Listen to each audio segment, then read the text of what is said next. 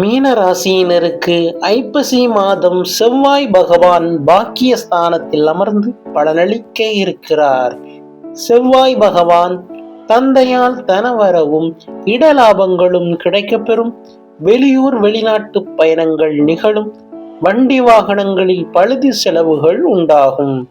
கட்டுமான பணிகள் தடை மற்றும் சுணக்கம் ஏற்படும். தொழில் சார்ந்த இடமாற்றம் நிகழும். சுய சிந்தனை மற்றும் தைரியம் தன்னம்பிக்கையுடன் எடுக்கும் முடிவுகள் வெற்றி தரும். கல்வி பயிலும் மாணவ மாணவிகளுக்கு படிப்பில் கவனச்சிதறல்கள் ஏற்படக்கூடும். திருப்பதி ஏழுமலையானை வணங்கி வர செயலில் முன்னேற்றங்கள் தரும். மீண்டும் அடுத்த பதிவில் சந்திப்போம். இந்த சேனலை சப்ஸ்கிரைப் செய்த நண்பர்களுக்கு மனமார்ந்த நன்றி.